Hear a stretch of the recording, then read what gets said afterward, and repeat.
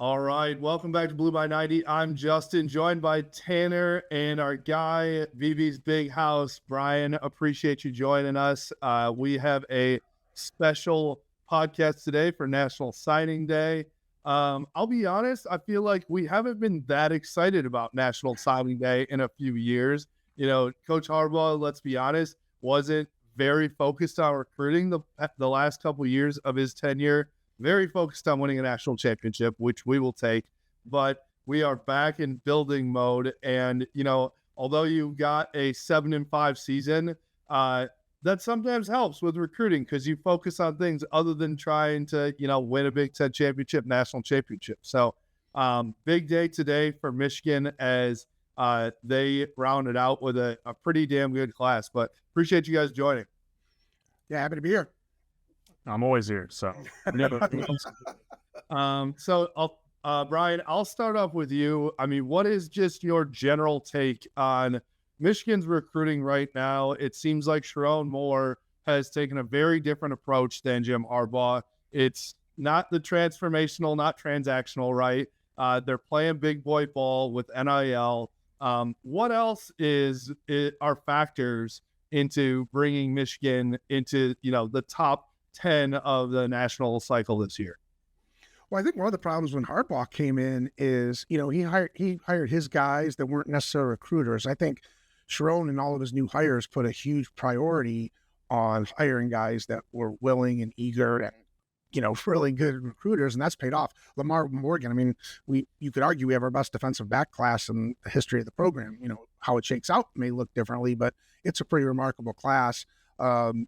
Sharon expanded the staff. I mean, there's more people dedicated to it than there's ever been. I want to add there too, a lot of people. Recruiting staff. Right. And it feels like they're willing to go after, whether it's the staff, it's him. It seems like they're willing to go after the really big fish. I felt like there were a few years during the Harbaugh era that I would get frustrated. It was like, it doesn't even seem like we're talking to the top 30, 50, 60 guys. And we definitely are. I mean, if you look at that top 50, 60 guys, the majority of them have been to Ann Arbor or talked to them, or we've been close to it, close to signing them or talking to them. And so that's been exciting, just at least being in the conversation. Well, Brian, I think they spoke to him. I think the conversation was just probably pretty short because Michigan was not willing to participate in what it takes to become an elite recruiting program in today's world. So I think with Michigan having the backing of some alumni, some non-alumni, some alumni that are involved with the most powerful Lions of alumni. Absolutely. Who's to say? But I think it's exciting to watch Michigan kind of turn the corner, become a little bit more modern, to your point, boosting the recruiting staff, having a guy like Sean McGee. He was on with Sam Webb, and very impressive guy.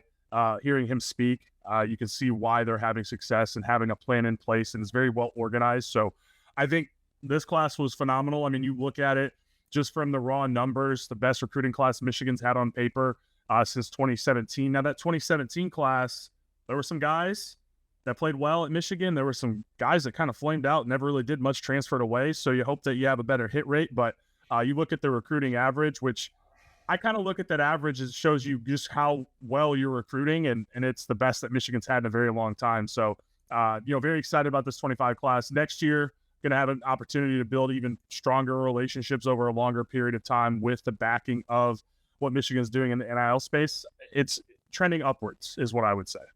Yeah, but I think there's a few things holding the class ceiling back a bit. One, Sharon Moore being new. Two, the Connor Stallion situation, all that's still hanging over the program that was used against them. And anytime you have transition, there's questions. I feel like once we can put those things behind us, and Bryce Underwood is going to be a magnet to people, just like every elite quarterback is. And I think they're going to be a destination people are going to come to in the portal, which I think we're going to be just as aggressive there. I'm really excited to see what happens there. But yeah, I think the future of Michigan recruiting is definitely on a new trajectory.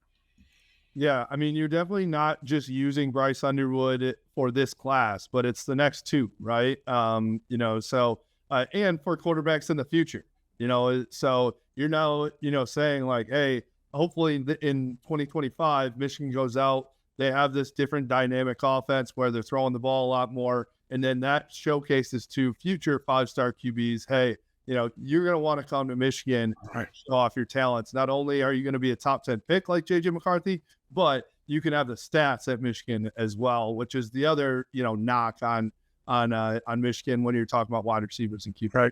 Right. Well, yeah, I mean, with Bryce, it really gives you an opportunity to turn that narrative on its head, right? Because you have JJ McCarthy, and, we know how phenomenal he was at Michigan. The NFL knows how phenomenal he was at Michigan. But sometimes when you're watching and you see, 22 touchdowns, 5 picks, you're not really stretching the ball down the field.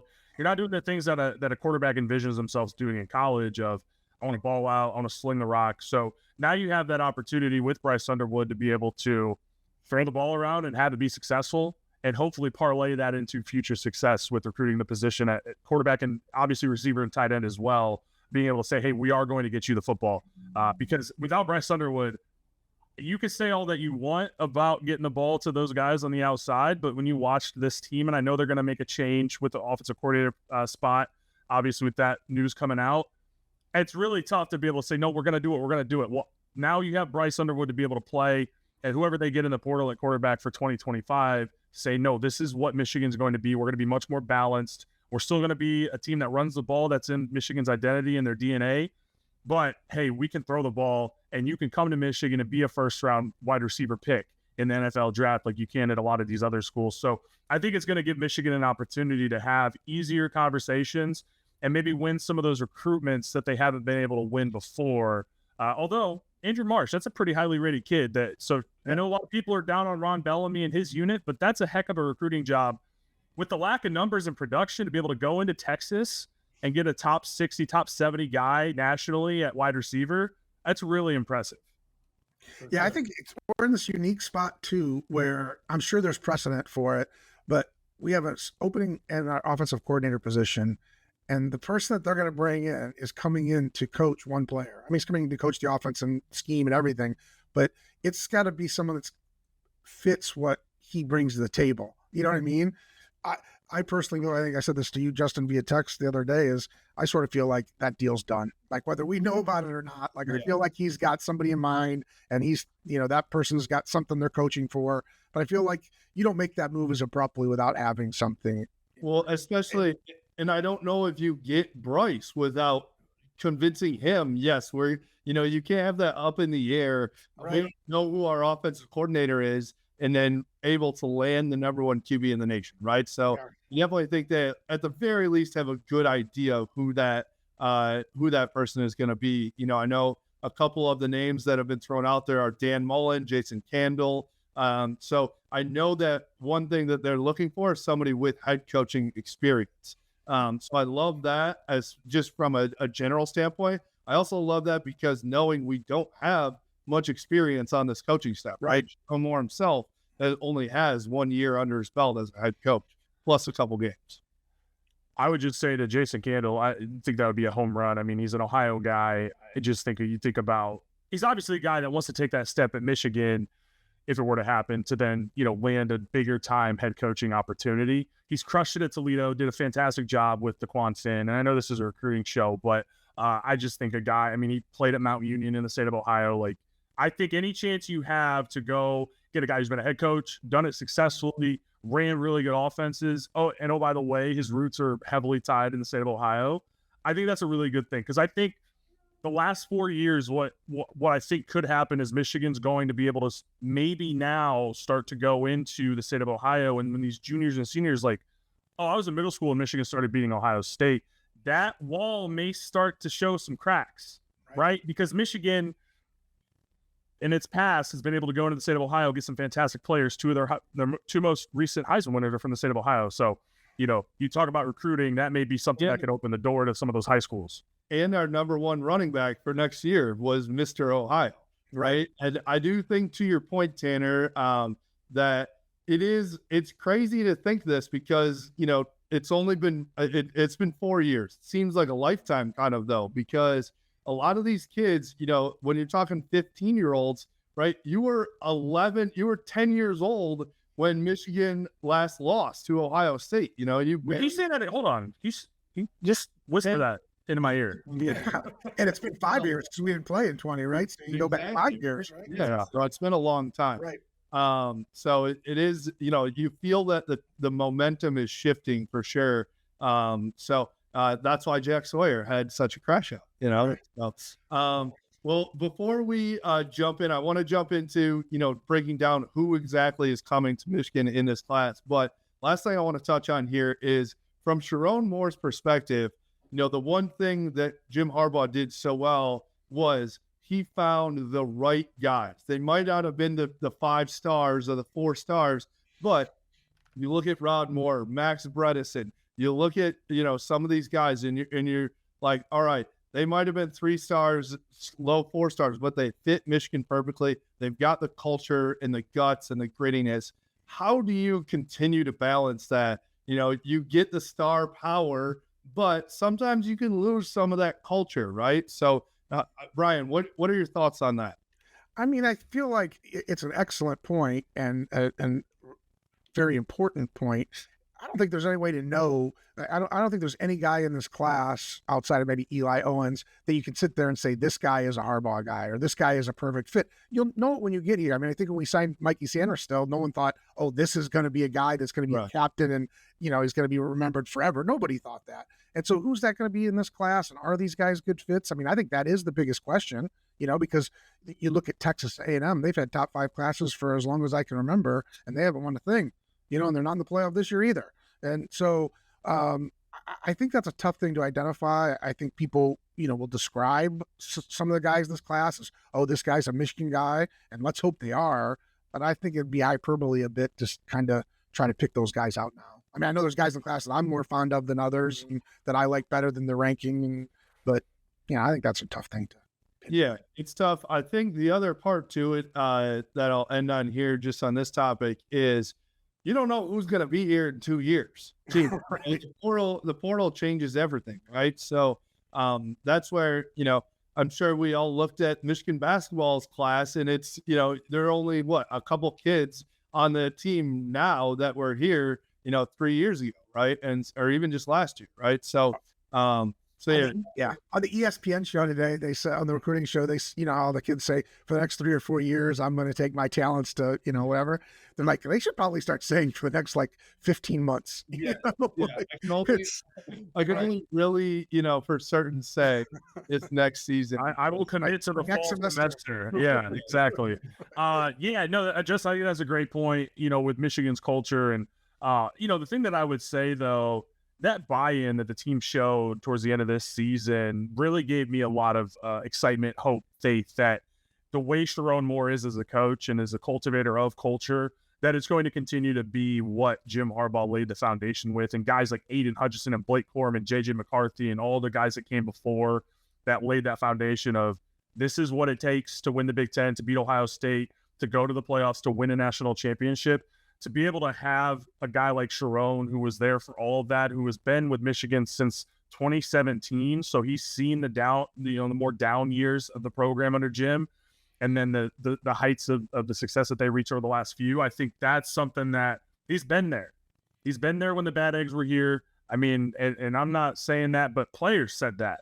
Like after the 2020 season, I remember Mike Morris was very adamant. Like there were guys here that they just didn't really care, didn't want to be here. So, he kind of knows what that looks like. I'm sure they know what to look for. I think there's a lot of really great culture fits in this class, obviously aside from their talent. But the one thing that gives me a lot of excitement too is Andrew Ivins is the director of scouting for 247. And one of the things he mentioned was Michigan was really, really good this year. And some of the guys they went after a little bit later, they exploded onto the scene even more so after their senior film came out. So they were really strong with their evaluations. I think that's going to be something that will continue from the Jim Harbaugh era to now the Sharon Moore era where, hey, this guy, like you look at Jasper Parker, I think is the lowest rated, or at one point was the lowest rated recruit before Travis Moten committed today. That kid's a dog down in Louisiana. Like he's a good football player. So I think you're seeing a lot of guys that maybe they took a commitment from earlier and it's like, oh, this guy's ranked in the 700, 800s. He guy's a football player, right? So I'm really hopeful that Sharon's going to continue that, the ability to uncover hidden gems that guys will develop and become really good football players later on in their career. Yeah, and you mentioned Travis Moten, the lowest ranked guy in the class. He led the state of Kentucky in sacks this past year. I think he had like 20 sacks, 19 and a half sacks, something like that. So, talk about identifying late risers, and I'm excited about him. He's not anyone that jumps off the page of recruiting rankings or stars or anything like that. Well, let's start there. Let's start with the 3 stars in this class. It looks like they've got 6 3 stars right now. So I'll let you guys, if you want to, just kind of break down quickly some of those guys and what they're bringing to the table. Well, I think that you have Caden Strayhorn, who's been in the class for a while. He plays center. There's some position value where the stars don't make sense, just like the draft. Like, you don't have a center get drafted in the first round ever. A center can't. I don't think there's ever been a 5-star center, right? And so Cesar Ruiz was close. Cesar Ruiz was close. Good point. But there's not a lot of those guys. I'm sure there's been a few. And so when I see him, he's right on the cusp. There's like 450 4-stars, right? Him and Bobby Keika are just below that, so they're like fringe 3-4 stars. But Caden Strayhorn, I think, is going to be a really good player. He seems like a guy that's a Michigan type guy. I think Eli Owens is, he was, he was a top 7 or 8 tight end in the country for a minute. But he's come in to play the Max Bredesen role. He was a very, very vocal leader of this class. He's been one of the longest committed guys in the class. And I think he's just going to be a great contributor in a spot where we don't recruit a lot of guys. I mean, talk about a path to playing time. I mean, he's coming in and, everybody at that position pretty much on the roster is a walk-on, like Max Bredesen. He's coming in a pretty high, a top 500 guy coming in saying, okay, I want to, I'm going to walk right into that role pretty quickly as long as he can put on the weight and learn the schemes. So I'm excited about him. I've heard a lot. I don't know a lot about Chase Taylor, really athletic, track star, linebacker, coming in lower rated. But, I feel like we've done well. I feel like the hit rate on those fast athletic linebackers are boom or bust, right? They come in and they're like, wow, that guy was way underrated, or they never see the field, So, we don't have a lot of 3-stars, but I think, the guys that we have, I'm excited about them. And Travis Moten.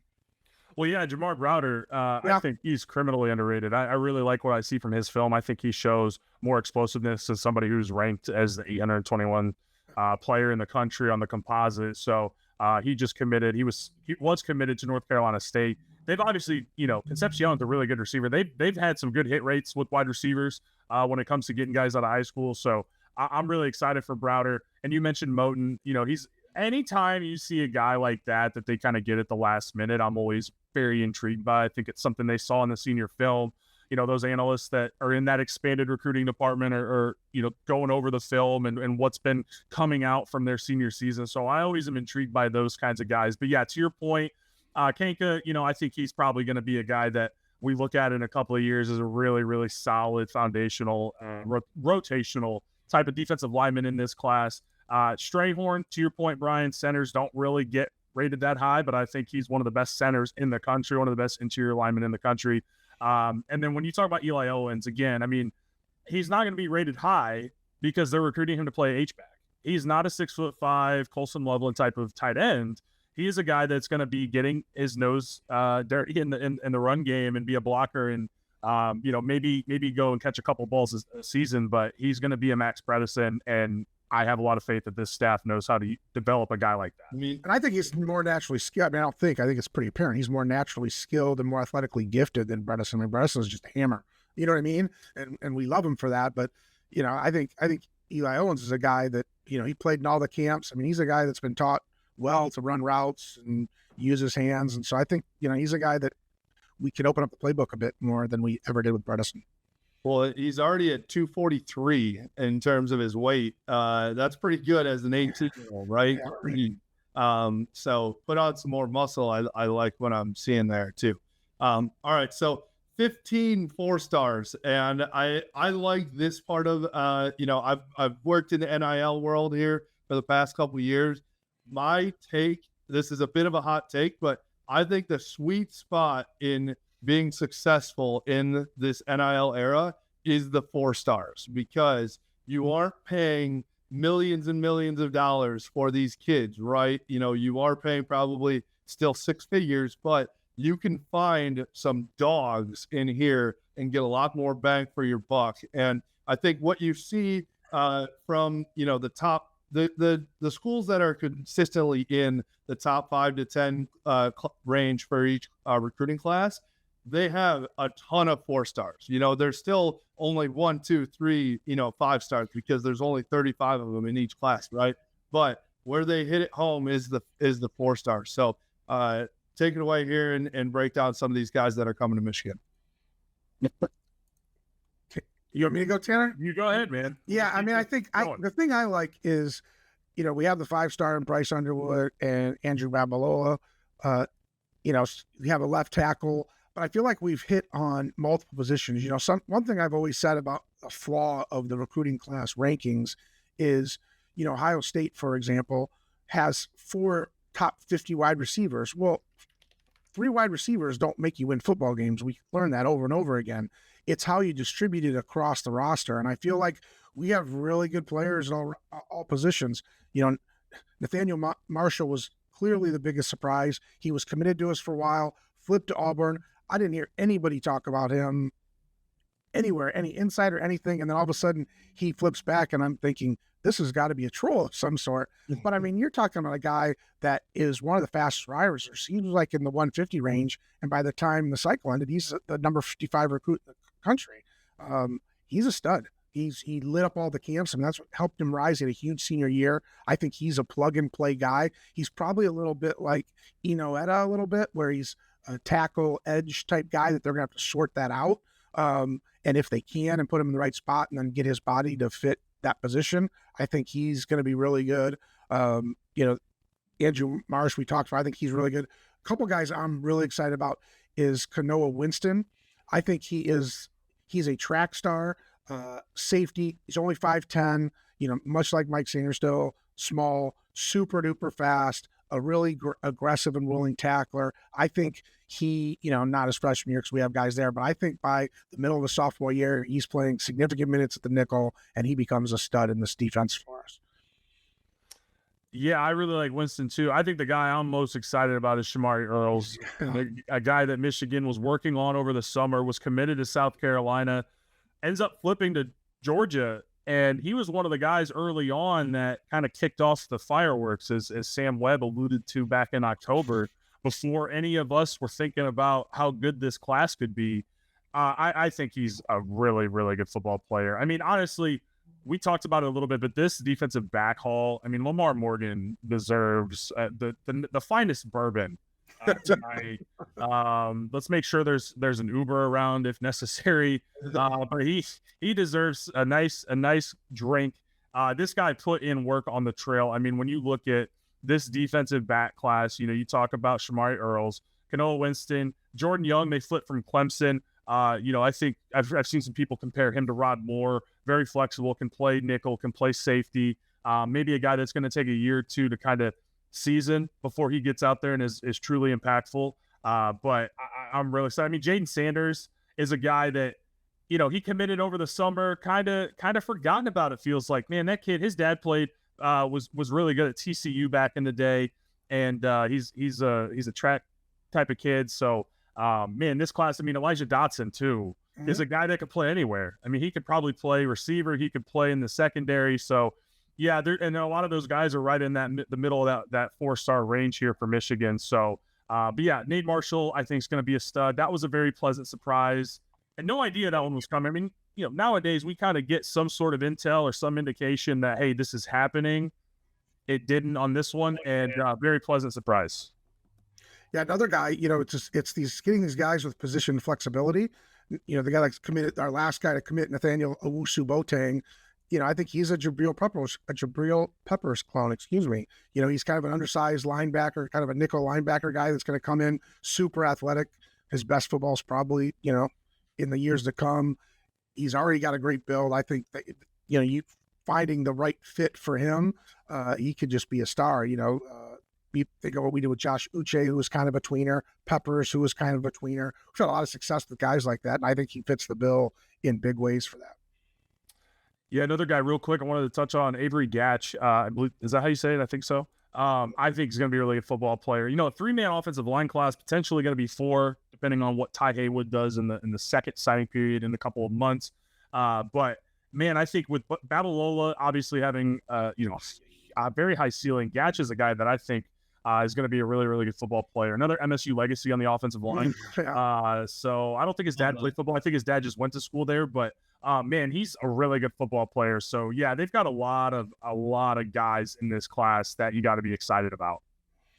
Yeah, I think you looking at the class, there's been so many years where we were at a disadvantage to Ohio State. You know, like in terms of the difference between our overall class rank may not have been that different, but when you got in and looked at kind of the gaps position by position, that's not the case anymore. I mean, Ohio State still recruited really well at defensive back, really well at running back, and a few other positions, but you look at every other position, and we're right there with them. You know what I mean? The 2 top quarterbacks in the country are going to Michigan, Ohio State. That's kind of exciting for the rivalry. Yeah, absolutely. Obviously, you mentioned him earlier, and he's the prized possession of this class. But Bryce Underwood, flipping him is, I mean, you talk about the last 2 weeks of the season for Michigan, and you flip the number 1 quarterback in the nation, then go beat Ohio State as 20+ point underdogs. It changes a lot of things, right? But we've talked a lot about Bryce Underwood. There's no doubt. I think everyone knows about him. Tanner, you've been talking about Andrew Babalola for months, talking about how important he was, how bad you wanted him. How big is it not only to get the 5-star QB, but to get a 5-star lineman along with it? Yeah, I think it's huge, man. I mean, he's 6'6", 280 plus. He's gonna be a guy that probably plays at 315, athletic freak. I think he is behind David Sanders, who's currently committed to Tennessee. There's some Ohio State spoke there, but David Sanders is the offensive tackle that Michigan was in on early because he played at Providence Day with Jaden Davis. Man, I feel like Babalola is just as good, if not better.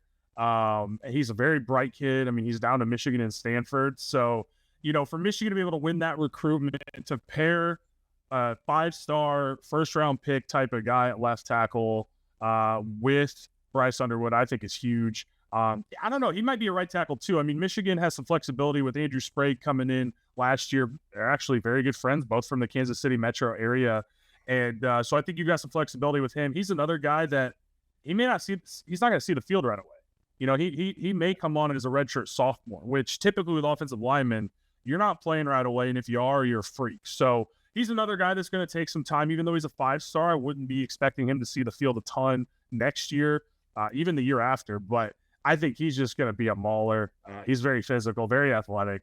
And real quick, I just wanted to get this out of the way here because Brian sent us over a very nice spreadsheet, multiple spreadsheets of the class, just give us an idea. And I just would, there's notes on each player. And so for Andrew Marsh, you put track star. So for Bryce Underwood's notes, it just says Jesus. Yeah, that's all it says is Jesus.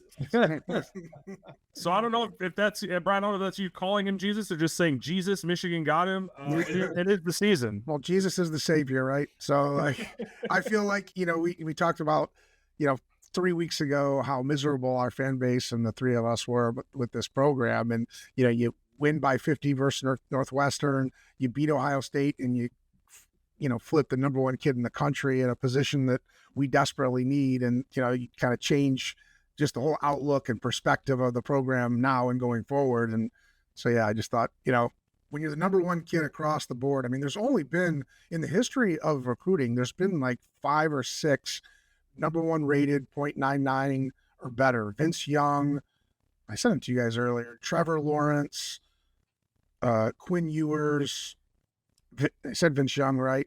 Trevor Lawrence. There's like 4 or 5 guys in the history of football, and they all, turned out to be awesome. Bryce Young, maybe? I don't know. No, not Bryce Young. It doesn't matter. He's a unique type guy and a type of guy that we've never had at Michigan. So I'm excited, and I'm excited that we'll bring in an offensive coordinator to kind of fit that skill set and build an offense around him. And since it's very exciting times. Yeah. So last thing here on just talking about these players individually, are these 2 guys the only guys, if any, that will be ready to play next year? I mean, I wanted to, obviously there's a lot of talk about getting another portal QB for a stopgap in the case that Bryce is not ready. But are these two guys ready to go if need be in 25? And are there any other guys in this class that could play as freshmen? I think Shamari Earls, as Tanner was talking about, I think he's a guy. He's gotten plenty of Will Johnson comps. He's played he plays high level football. He's gone to all the camps and competed. A lot of times it's not just ability and mentally being able to understand the scheme. It's getting your body right. He's 6'2". He's long. He's very athletic. I could see him coming in much like Will Johnson. Maybe doesn't play right away, but depending on what we do in the portal, that's still a position of concern. Right? Like that's still not a position that we can say, okay, that's who's going to be getting all the minutes there next season. So I can see him getting time. I think Jordan Young's a really good player. Of the safeties we have coming in, they're all good, but he may be the guy that's ready to go and see the field. We're pretty deep at young running backs. I don't know about the running backs. I think Eli Owens could get time. I think Andrew Marsh might be a starter. I think Andrew Marsh is probably start. I think he's that gifted, and I think he has. We don't have anybody at that position, right? No, right, yeah. Right. So there's a chance to come in there. Tanner? Yeah, I think Bryce certainly could play right away, but I think for his development, for him reaching his full potential, you probably want to at least use him in like the 2021 JJ role, where he's not just playing in blowouts, he's coming in big time moments and making huge plays. We'll see. I mean, it may be extremely hard to keep him off the field. Like, I don't know. Isn't that your hope? I think that's your hope if you're a Michigan fan is, whether it's Miller Moss or one of these other portal QBs that are all seemingly popping up right now in the transfer portal and will when it officially opens this weekend. But I think your hope is that you go get a guy in the portal as your kind of safety net, right? Hey, if for whatever reason Bryce is, most 19-year-olds aren't ready to play, right, at that level, and you have somebody that's actually, serviceable, that can win you football games. But the hope is that he comes in and in the spring and is so damn good that it's like, all right, he's going to be our guy. Well, yeah, that's best case scenario, right? I think a good example of what to look for is Florida. I mean, they didn't have a very successful season, but they had a veteran in Graham Mertz that played the first few games, and then they bring in DJ Lagway, who's a guy that they feel like is, and I think the country feels like is an up-and-coming superstar. I think that's kind of what you're looking for, is some guy that's got a bunch of time that could come in, play kind of those games, give Underwood some time in those games. But I think that's kind of the example of what I envision being successful at that position for the team next year. Yeah, I don't know that we have had a more exciting spring upcoming for Michigan football right now, right? I think, after the 22 season going into 23, you were very excited. JJ's coming back. Blake's coming back, right? You reload and you're obviously going for the national title. But in terms of you haven't seen Bryce Underwood, everyone's going to, they might pack the big house this year for the spring game. Right. Right. So go ahead. No, well, one thing exciting about spring is of this class, 16 of them are early enrollees. 16. So that means they get into this camp and start doing bowl prep practices. I mean, they hit the ground running. I've always thought that's such a huge advantage to get in that early enrollee and be ready for the spring and participate in the spring game. We got 16 guys going to be playing in the spring game. That's very exciting. I think learning the playbook, huge. Being, playing at the speed of an actual college program is huge. And then the weight room, right? Yeah. An extra 4 months in the weight room is gigantic. Yeah. So definitely agree with you. All right. So let's look at where Michigan ranks, right? So they're currently at number 7. I think they're teetering on 6, going back and forth with Auburn. This is according to 247.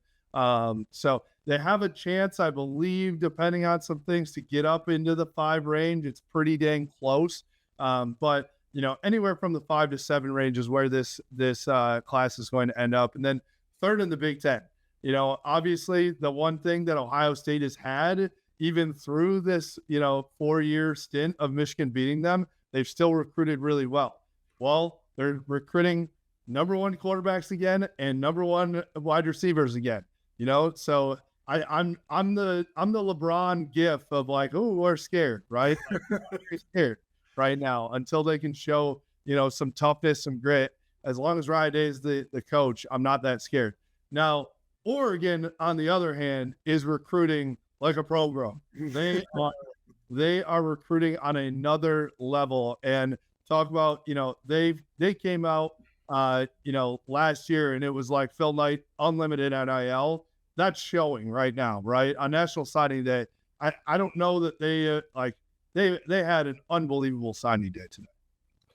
Yeah, I mean, they're recruiting like Phil Knight's 87 years old and wants to see a national championship before he goes, right? Like, that's exactly what this is. So they've got carte blanche. I've seen some rumblings, and I don't know how verified they are, that Dan Lanning might be, coveted by NFL teams. So we'll see what happens there. But whoever's going to be there is going to have the money cannon from Mr. Nike himself. So, yeah, I think with Michigan, though, you don't need to be. I mean, you look at the recruiting classes going into that led up to the national championship. Like, this is the highest ranked class they've had in 7 years since 2017. So this is one of the highest rated classes for Michigan since the recruiting services started. So you don't need, the number one class every single year, right? This is a really solid, really not solid. This is a great foundational class for Michigan and for Sherrone Moore moving forward. So, yeah, you're behind Ohio State and Oregon, but the margins are very small. Like, this is an elite class, right? Like, this is a class of with a rating of 92 plus on average. Like, that's extremely good. Now that's propped up a little bit by the 5 stars, but it's a really, really good class. And when you look at the last couple of years, I mean, last year Michigan at one point had the number one class in the country because they had so many guys come in early, kind of fell off. They were 16th. I think the year before they were 17th. So this is a really, really great class for Michigan, and that's all you need. Right? Like, you need the blue chip ratio, all those sorts of things, just law of averages. Guys are not going to pan out, right? They're going to transfer, they're going to leave, it just happens. But if you can hit on the right amount of guys and the right type of players, you're going to be totally fine and be able to compete. And, with the 12-team playoff, like, again, you don't need to stack top 5 classes on top of each other. I think Michigan did a great job here in this class. Yeah, and I think those schools that we talked about, Ohio State, Oregon, and ourselves, definitely have separated from the Big Ten. I mean, USC made a nice little run today. Penn State's got a nice class. Penn State's got a really solid, Justin, you talked about that wheelhouse in the NIL world. That's kind of where Penn State lived. They don't have really any elite guys.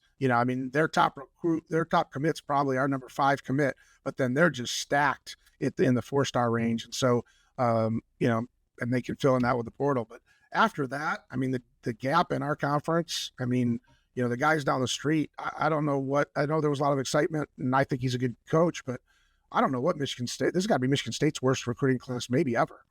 I mean, and typically when you have a new coach, there's that, that bump class tends to be across the country, not just in the Big Ten. That bump class tends to be a really strong class. I mean, they don't have a single 4-star in the class. The only 2 teams in the Big Ten that have a class ranked above is Purdue, who just fired their coach, and Northwestern, who never recruits at high level. Those are the only 2 programs that they're ranked above. So I don't know what's going down the street, but going on down the street. They have one guy in the top 100 or top 500. Right. One guy. Was that the kid from Frankenmuth? I don't even know which guy. So they have a defensive lineman, Derek Simmons from Frankenmuth, who is a 4-star on just 247, not on the composite. I like his game. That's about the only guy. I mean, the running backs, it's nice to get him back from Bama, but yeah, I mean, I've seen some Michigan State fans talk about their main NIL collective Twitter account hasn't tweeted in like 8 months. Like, that's got to be just really, just as a fan, I feel for them, because it's like, where's the hope? Where's the, what is Michigan State going to do? There's rumors of Nick Marsh maybe exploring the portal. Yeah, would be a shame if Bryce Underwood threw to him next year. The March brothers, man. Right. Yeah, it's wrong with that.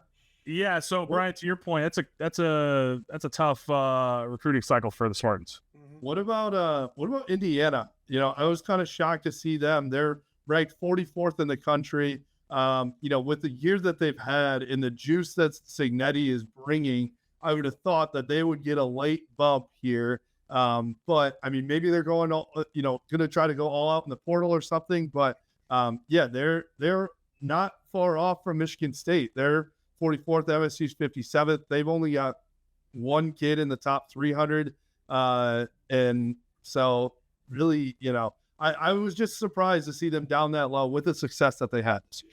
We brought a lot of guys with them from that lower level of football on that staff. And I think to recruit with the big boys, you need to have big boy recruiters around you. And I don't know enough about his staff. I'd be lying if I said I knew, the makeup of his staff, but I would venture to guess that that's going to have to be a huge priority for them. If he wants to continue to have any type of sustained success, he's going to have to bring in some dog recruiters, and you have to think he's a smart guy. That'll happen, but it's clearly not there yet because they're top 10 in the country and going to the playoff and have a class like that.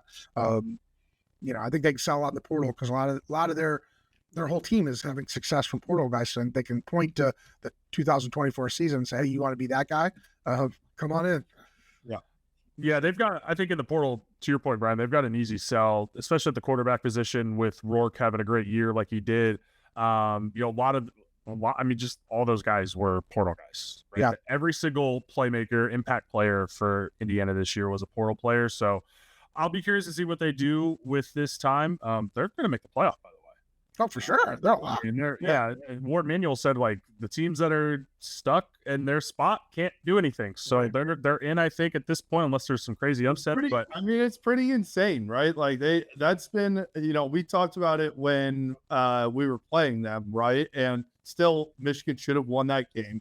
I very much believe that if you have, if you have any type of competent offense that day, you win. Right? Not a shot at any of our guys on the offensive side of the ball, but it's just the reality of it. But pretty crazy because what we talked about at the time was like they haven't had a season like this ever. It's not like they haven't had it in like 10 years, 20 years, 30 years. Literally the history of their program, they have never had a season like this. So, talk about like we joke about basketball schools, football schools, yada, yada, yada. They are truly a basketball school and have never been a football school ever. They do have some pretty kind of crazy alums though, like Mark Cuban. There's some other folks. I think they got Springsteen involved. Or no, is Springsteen from Indiana? I can't. Yes. It's either him or John Cougar Mellencamp. I can't remember which one, but they've got some kind of crazy money. So Mellencamp's from Indiana. So they've got some crazy money rolling around down in Bloomington. So we'll see. But also, you might see this bump in 26 and 27 classes if Signetti's going to stick around. So especially if, Justin, you made this point on a previous podcast we were talking about of Indiana being able to sustain this success. But if they can, I certainly think that they'll see some bumps in recruiting from this year. And then God forbid they win a playoff game. I mean, if they win a playoff game, holy shit, watch out. Like that's when, if I'm being honest, I will be like all in on Signetti. I think everyone's still, myself included, like, all right, he's got this arrogance to him. They've got like some swagger. He's obviously doing well. He's doing things at Indiana that has never been done before. But, you go up against Ohio State, you get, you weren't ever in that game, right? And so if they can do this, not only in the playoff, but also just next year, if you can stack 2 years together, that's what I'm looking for, because we see this all the time. Even PJ Fleck with Minnesota, he had one good year really, and then they backed off. And so that's kind of what I'm looking for. Well, I just wanted to bring up, do you guys remember when Will Howard stomped out the cigarette and then lost to Michigan while throwing 2 picks? I wanted to bring that up. Yeah, just not really. I think with Indiana, you referenced the Ohio State game. I felt like watching that game. It was it reminded me a lot of Michigan versus TCU. They just couldn't get out of their own way in that game. Like that game, the score was lopsided, but if you were watching it, they were moving the ball. They just kept, stepping on their, what I mean? They couldn't get out of the way. As a guy that lives in SEC country, I want so badly for Indiana to play any SEC school in that playoff and beat them. And I don't care if they beat them 4-2. You know what I mean? Like, I just want it so bad because all I hear is, if Indiana had to play Tennessee's schedule, and it's like whatever. Hypothetical SEC teams are undefeated. Yeah, for in the history of college football. Did you see Tom Fornelli, I think, put it out today? He said, I talked to a sports bookie friend of mine, and he said the hypothetical SEC team's a 4 TD favorite over the actual SEC team. Yeah, that was great. that is a good one. But yeah, and I think the portal pitch is much different. I could be wrong, but I feel like the portal pitch to a recruit is so much different than the high school recruit. You're pitching guys that have already been on campuses. They know they're intelligent. They know what they want. They know it didn't work where they're leaving. They know exactly what they're looking for. They can identify a roster. I mean, you hear the conversations. It's a breakdown of the depth chart. Like, okay, where do I fit? What skills can I bring? What are you looking for in this position? How do I fit scheme? So I feel like, in Indiana, when you have a year like they just had, where it's not all, but a majority of portal guys, they can point to, hey, look at this guy that has success. Much like I think Michigan has. Michigan's been great in the portal we haven't had brought in big numbers, but by and large, this past year, we brought in a lot of guys. But prior to this year, just about every guy we brought in was a perfect fit, came in and played at a super high level. I mean, we don't win the national championship, and I think that's true of every team the last few years without the transfers. But, I think that's a selling point if you utilize them well, and Indiana certainly has. And I think, as we transition into portal season, Michigan still has a great sales pitch in that regard. Definitely. Well, let's talk about it. Looking at, obviously National Signing Day is more about the future, a few years down the road than right around the corner. So let's look at, we talked about a couple guys, obviously Bryce Underwood and Babalola, maybe Marsh and Earls that could play right away in 2025, where, we still got a lot of gaps, a lot of holes in this team in order to be competitive in 2025, especially, you look at the offensive side of the ball, you look at the defensive side of the ball where, we're going to have the exodus like on the defensive side of the ball, like we did last year with the offensive side, right? A lot of guys are going to go to the NFL. So let's take a look at the depth chart and what would you say the top 3 to 5 portal needs are for Michigan right now? I mean, I think the offensive line, I still don't feel like, I think we have up and coming guys that might be a year away, but I look at that offensive line and man, we need some guys there. I think depending on health status, some tight end depth, 1,000% need to add a couple wide receivers. I mean, I think we need help a lot of places, and I think, we're likely to we've had 6 guys go into the portal already. I think 5, 6 guys in the portal. We'll probably have 15, 20 more, just the way it is. I don't know who it's going to be so far other than Tyler Morris. It's been guys that are buried on the depth chart, but, we're going to bring in a lot of new faces. And I mean, I think the better question is what position don't we need? I mean, and I'm not right. Like, I think we don't need to bring in a running back. I think we're pretty good at defensive tackle. I think we're pretty good at defensive end, although who would turn away another Josiah Stewart, right? Like someone like that. I think we're in the best shape at our linebacker core that we've ever been. Not ever, but in the last 3-4 years. I feel like that's kind of been our weakest position on both sides of the ball the last few years. And I feel like, Barham and Hausman are back. Jimmy Rolder played really good. How I talk about 2 portal guys, Hausman and Barham, both portal guys, right? Right. And getting Hausman at the time, he was just a freshman at Nebraska coming in behind Junior Colson and Mike Barrett. So he was not like, he was an afterthought. It was like, oh, this is cool to have. Yeah. I guess we've got unbelievable linebackers right now. And now, like, he legitimately probably won us the game against Ohio State. It was great all day, right? Yeah, so I feel like up the middle on the defense, we're pretty set. I feel like we're pretty good at defensive tackle, pretty good at linebacker, really good at safety, especially if Rob Moore comes back. I love Hillman. We got some, and we've recruited really well there. So I feel like up the middle of the defense, we're solid. Cornerback, we definitely need some people. I mean, I feel like we have a lot of needs. And then depending on what, I think one of the biggest things that need to be addressed is if Zavada leaves, and I think he's going to have to, if I'm him, you got to strongly consider going. I mean, is his stock ever going to be higher? Is to identify us really strong kicker in the portal because he was a stud for us. You're going to need a punter too. No, I mean, it's funny. I've been thinking about it when I've been having conversations with people that I talk to, like, and And when I say conversation, I mean like I just talk to like my family members and friends who are Michigan fans. So like I'm not like having inside information conversations. This is just like shooting the shit. I actually wouldn't mind a running back, like somebody that's a playmaker in the portal. Yeah, offensive line. I saw that they're bringing in Liberty transfer Jordan White for a visit next week. He was the 6th highest graded interior offensive lineman according to PFF. So Brian, we talk about PFF a lot, so you know that's kind of a crapshoot, but nice to see some movement already there. But yeah, I mean, just looking at the depth chart here, I mean, I would love to see another edge guy coming in who could be a game wrecker. Derek Moore, who knows, he's going to have a decision to make. And unfortunately, in this day and age, I mean, he might be a guy that other programs might covet if he decides not to go to the NFL. So Michigan may have to work a little bit harder to keep him here. I'm excited about the kid, David Pale, who's going to be a redshirt freshman, big time kid. It's funny, Justin, a couple times this year, I saw his family walk by the tailgate, and his dad is also a large human being. And I'm like, yeah, that's the Pales. But no, I think, he was a big time recruit last year. So excited to see him. I mean, obviously Rayshawn hopefully coming back. I think he's a draftable guy.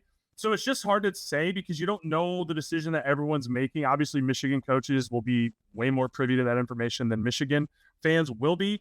But I think, potentially another linebacker, who knows, with Barham, I think he can play edge. So maybe instead of getting an edge rusher in the portal, you get another linebacker to take his spot, because it felt like once Michigan kind of put him closer to the line of scrimmage is when he really started to become a game wrecker and make a lot of plays. So, but yeah, I mean, I think, maybe another guy at corner, obviously the wide receivers, quarterback.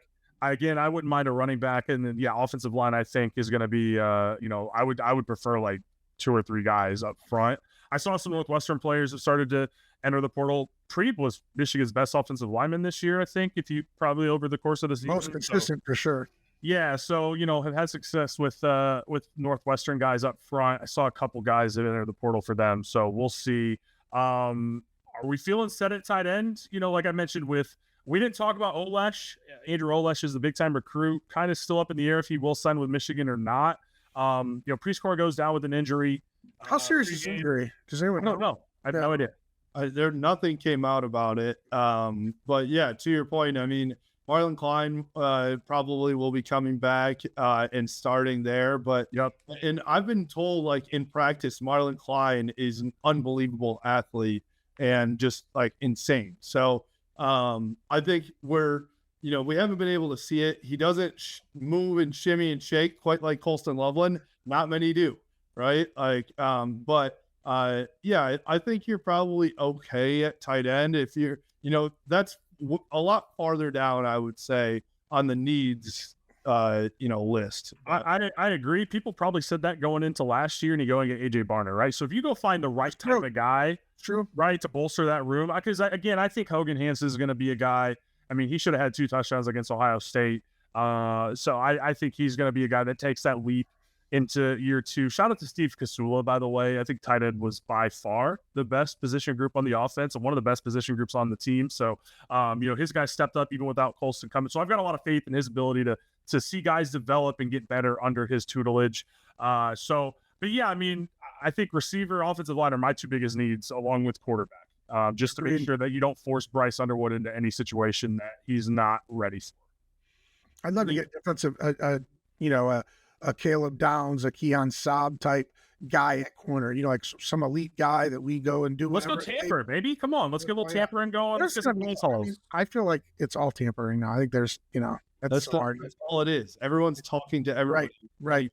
Well, I thought that you might see it today. It didn't. I mean, it happened yesterday with Nathaniel Marshall, but I think with where Michigan now is as a program and their willingness to be a program, as you would say, Judson, I think you might see some big time player enter the portal that Michigan really wants, and that Sharon's like, we're gonna make some calls. Let's get this rolling, and we're gonna go see a big time guy come to Michigan at some position. I don't know, but I just feel like that's how Ohio State does it. That's how Oregon does it, right? Like that's how a lot of these schools, like, they identify somebody like, no, he's not in the portal. He's gonna be in the portal tomorrow. We're gonna go get him. So be curious to see if Michigan does something similar. Yeah, and I think Justin, you're having fun over there. I think depending on who they bring in for the offensive coordinator, could, typically you see guys follow. Like if you get the guy from Toledo or you get the guy from UNLV, or, depending who they go get, you tend to see guys come. I would bet a decent amount of money that we're going to have at least 2 or 3 transfers from Charlotte, with Biff Poggi back in the fold. I think, you're going to see a couple. The first guys in the portal this cycle were from Charlotte, and I just thought that guy's already. I thought that guy's already a Michigan commit. Like, Yabioki, does he still have some eligibility left? no. But I think there's going to be some guys, and he's going to know who their best guys are. So I think it's a pretty safe bet that there's going to be some Charlotte players on the roster. Yeah, well, don't even think about just Charlotte. Think about just the DMV area, right? Like with his ties in Baltimore, being at St. Francis for as long as he was. Great. I think he's at another school too, but just think of the guys that's such a talent-rich area that Michigan's had a lot of success with coming out of high school. Now potentially able to, if Biff is going to be back in the fold on a full-time basis, be able to go and get some guys that are at different schools that are like, you know what, my relationship with Biff is strong, and I want to go play at Michigan. So I think that's going to open up some doors. To your point, the offensive coordinator, we'll see what they do with other position coaches. I don't want to get into it on this, happy signing day podcast. I still think there needs to be a couple changes, personally, but we'll see what other moves they make and whatever doors that opens with the guys they decide to hire. Yeah, I think, to anyone that watches this, everyone makes fun of teams when they see guys hop in the portal. Buckle up and get ready for, a bunch of names that, Tyler Morris, I think, was a surprise to many people. There's going to be more just like that. 15, 20 more guys are going to hop in the portal, just like every other program in the country. And that's just the way of the world. And, let's face it, there's not a lot of guys on the roster right now that would be devastating to lose. You know what I mean? There's really isn't. I mean, I don't want to lose our good players. I don't want to lose anybody on the 2 deep. We're going to. But, no one on our 2 deep right now is irreplaceable.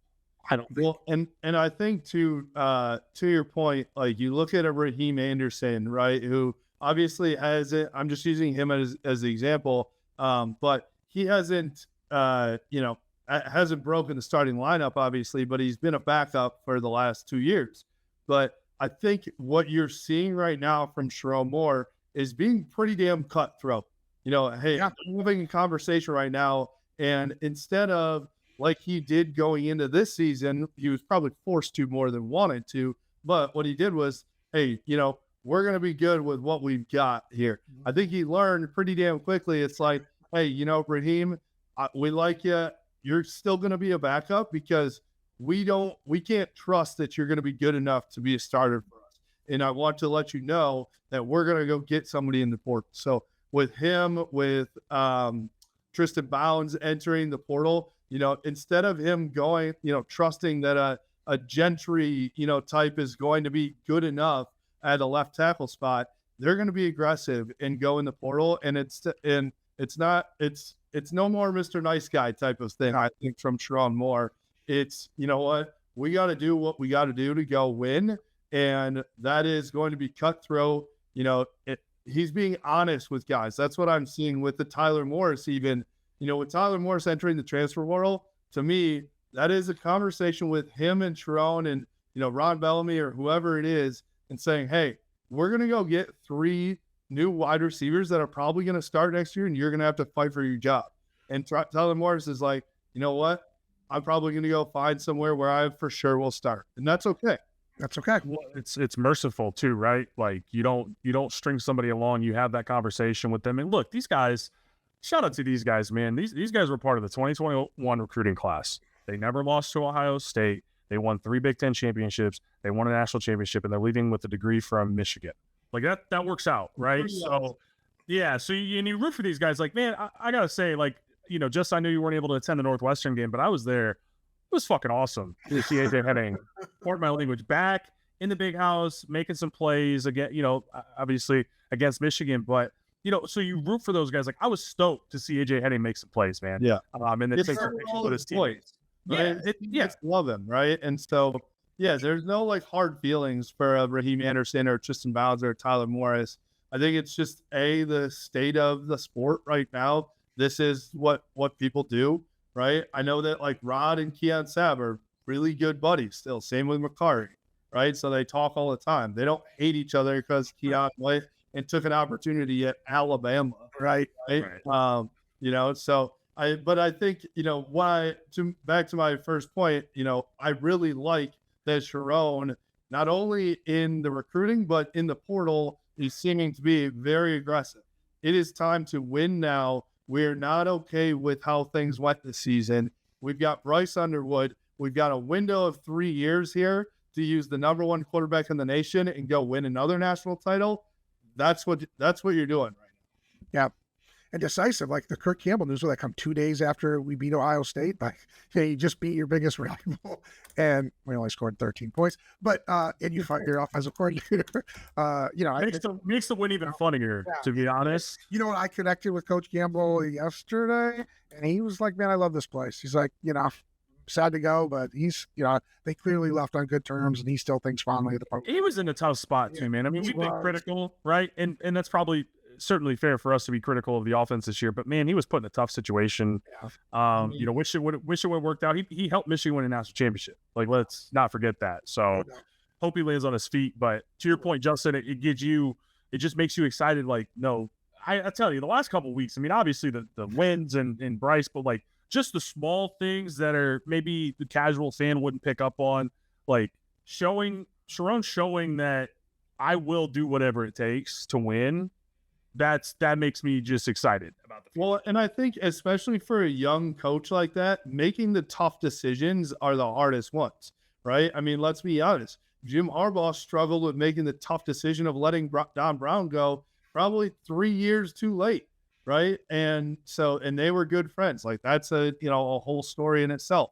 And so, the reality is the best coaches in college football are the ones that kind of have the stone cold heart, right? Of like, you know what, I got to do what I got to do. And again, you can still be friends with some, Sharon and Kirk can leave on good terms knowing that it's a business decision. But you look at Belichick, you look at Saban, you look at Kirby Smart, you look at, all these coaches, they do what needs to be done and they do not care, right? They're not here to make friends. They're here to win football games. And so, from a young coach to know that, learn that, I think going 7-5 makes you learn that really quickly.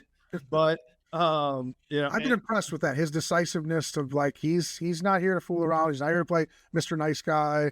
It makes me more excited about him and his tenure than I was a few weeks ago. I agree.